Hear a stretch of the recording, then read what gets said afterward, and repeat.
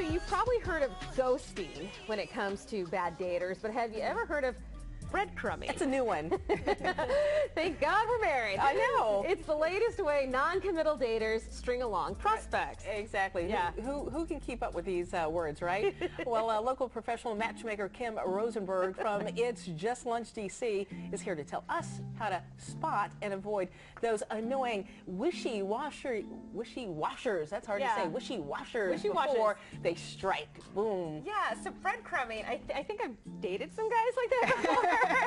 When it's like, okay, it's been 3 days, he hasn't called me, it's over, and then the phone will ring. Yeah, Is that kind of what it is? Yeah, everybody's seen, or do you remember Hansel and Gretel?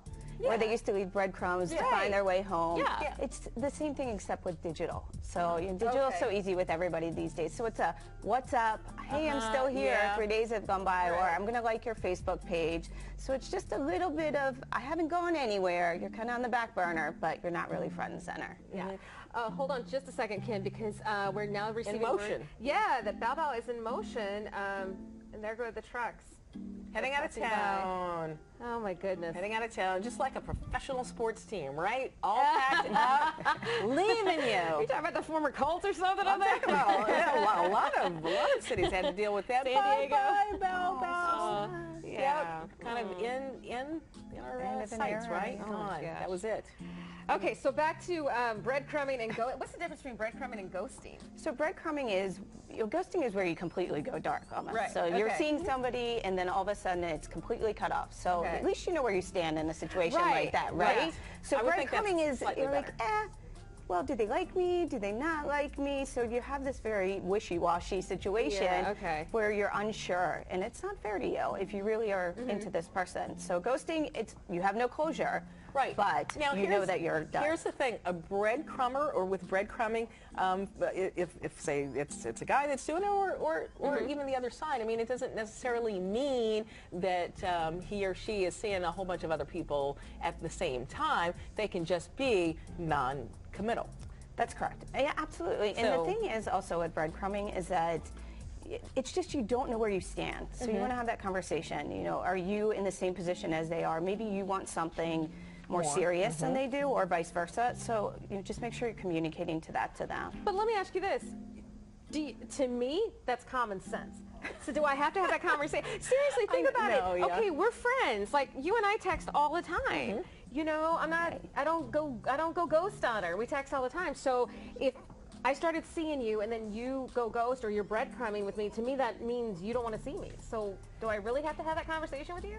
Well, you may be smarter than some, but right, okay, but it's also, it makes you feel a little bit insecure also. It's like a friend. If you don't hear from them for 3 days, you're like, are you mad at me? Why are you not getting back to me? I didn't do nothing wrong. Well, okay, and let's be clear here, because we're talking about friends that are really close. Yeah. Because all of us have a lot of friends where some of them, you just check in with every now and then. So what are some of the other digital annoying habits that we should be on the lookout for? Well, there's mooning. And here's another. Is that really? Yes, I've been doing mooning before, but it's not showing your backside. Okay, so mooning is, if you have an iPhone, it's the do not disturb, so you can turn it on. So it's almost like ghosting, except they see that it's coming through, but you don't.